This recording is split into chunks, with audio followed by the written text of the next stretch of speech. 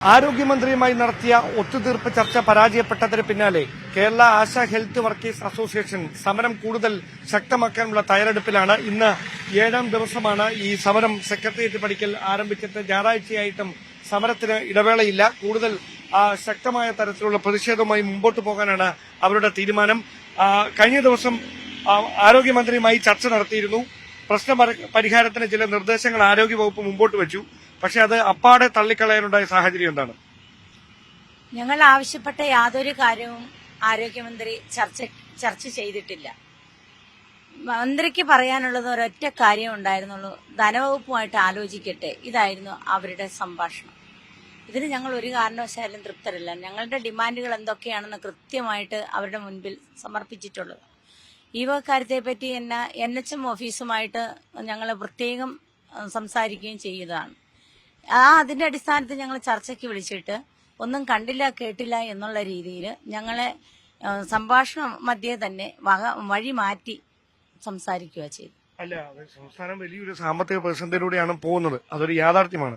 അപ്പൊ നിങ്ങൾ ഈ പറയുന്ന 5 ലക്ഷം രൂപ വീതം നൽകണം, വിരമിക്കൽ പ്രായവുമായി ബന്ധപ്പെട്ട് തന്നെ ആനുകൂല്യങ്ങൾ കൂടി പ്രഖ്യാപിക്കണമെന്ന കാര്യങ്ങളൊക്കെ പറയുമ്പോൾ അതിനുള്ള പണം എവിടെയെന്നുള്ളതാണ് ആരോഗ്യവകുപ്പിനെ ആശങ്കപ്പെടുത്തുന്ന കാര്യമെന്നാണ് അവിടുന്ന് ലഭിക്കുന്ന വിശദീകരണം. ഞങ്ങൾക്ക് ശമ്പളം തന്നിട്ടല്ല സംസ്ഥാനം നഷ്ടത്തിലായത്. ആ കാര്യങ്ങളെ വിശദമായി പരിശോധിച്ചാൽ കൃത്യമായിട്ട് മന്ത്രിക്ക് അറിയാം. ഞങ്ങൾക്ക് 7,000 രൂപ തന്നിട്ടാണോ ഈ സംസ്ഥാനത്ത് കടം വന്നത്?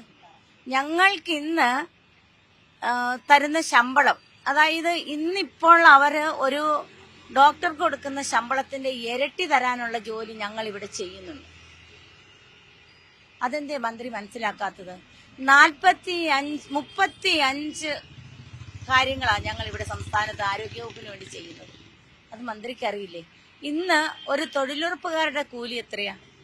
ഇന്നൊരു ഹോം നഴ്സിംഗിന് പോകുന്നവരുടെ കൂലി എത്രയാ? അവർ വാങ്ങുന്ന ശമ്പളം എത്രയാ?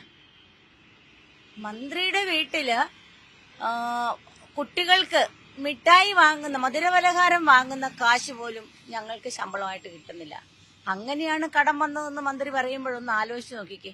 നിങ്ങൾ കാരണമാണ് കടം വന്നതെന്നല്ല, ഇങ്ങനെ നിങ്ങൾ മുമ്പോട്ട് വെക്കുന്ന ആവശ്യങ്ങൾ അപ്പാടെ അങ്ങ് നടപ്പിലാക്കാൻ പോയാൽ അതിനുള്ള പണം എവിടെയെന്നത് വലിയൊരു ചോദ്യമല്ലേ എന്നാണ് ഞാൻ ചോദിച്ചത്.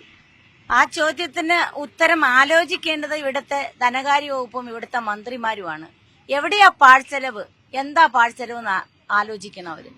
ഞങ്ങൾക്ക് ശമ്പളം തന്നിട്ടല്ല സംസ്ഥാനം കടബാധ്യതയിലായത്. അതെന്താണെന്ന് അവർ വിശദമായി സ്വയം ചോദിച്ചു കഴിഞ്ഞാൽ അവർക്ക് ഉത്തരം കിട്ടും. അപ്പൊ എങ്ങനെയായിരിക്കും തുടർന്നുള്ള പ്രതിഷേധം? എങ്ങനെയായിരിക്കും? ഞങ്ങൾ ഡിമാൻഡ് വെച്ചിരിക്കുന്ന കാര്യങ്ങൾ നേടിക്കൊണ്ടു പോകാനാണ് ഞങ്ങൾ ഇവിടെ വന്നത്. ഞങ്ങൾ ഈ സെക്രട്ടേറിയറ്റ് പടിക്കല് ഇവിടെ വന്ന് കിടക്കുന്ന, ഇന്നലെ 2 പേർക്ക് സുഖമില്ലാതെ പോയിരിക്കുകയാണ്. അവര് എന്നിട്ടും ഇവിടെ വന്നു. ഈ ഞങ്ങള് മാനദണ്ഡങ്ങൾ വെട്ടിക്കുറയ്ക്കുക, ഞങ്ങൾക്ക് വിരമിക്കൽ ആനുകൂല്യമായി 5 ലക്ഷം രൂപ തരിക, വിരമിക്കൽ പ്രായം നിശ്ചയിച്ചിട്ടുള്ളത് ഈ ഗവൺമെന്റ് ആയിരുന്നു. അത് നിരുപാധികം ആ ഉത്തരവ് പിൻവലിക്കണം. പിന്നെ ഞങ്ങൾക്ക് ഇവിടെ ഇൻസെന്റീവ് ഓണറേറിയം ഒന്നും വേണ്ട. ഓണറേറിയം കൊടുക്കുന്നത് സന്നദ്ധ പ്രവർത്തകർക്ക് മാത്രമാണ്. 24 മണിക്കൂറും ജോലി ചെയ്യുന്ന ഞങ്ങൾക്ക് എന്തിനാ ഓണറേറിയം? ഞങ്ങൾക്ക് പ്രതിമാസം 21,000 രൂപ ഞങ്ങൾക്ക് കിട്ടിയേ പറ്റൂ. അത് കിട്ടിയിട്ടേ ഞങ്ങൾ ഇവിടുന്ന് പോകൂ. ഓക്കെ, ആ ഉറച്ച വാക്കുകൾ പോലെ തന്നെയാണ് തീരുമാനവും. അതുകൊണ്ട് തന്നെയാണ് 7ാം ദിവസവും ആ സമരം കൂടുതൽ ശക്തമാകുന്ന തരത്തിലേക്ക് കാര്യങ്ങൾ എത്തുന്നത്. ആരോഗ്യമന്ത്രിക്ക് മുമ്പിൽ അവർ മുമ്പോട്ട് വെക്കുന്ന ന്യായമായ ആവശ്യങ്ങളിൽ കൃത്യമായ ഇടപെടൽ ഉണ്ടായാൽ മാത്രമേ ഈ സമരം അവസാനിപ്പിക്കൂ എന്ന നിലപാടിലാണ് ആശാ വർക്കേഴ്സിന്റെ നേതൃത്വത്തിൽ സെക്രട്ടേറിയറ്റ് പടിക്കൽ നടക്കുന്ന സമരം 7ാം ദിവസവും തുടരുന്നത്. ക്യാമറാമാൻ ബിപിൻ മുരളിക്കൊപ്പം ഡാൻ കുര്യൻ, News 18.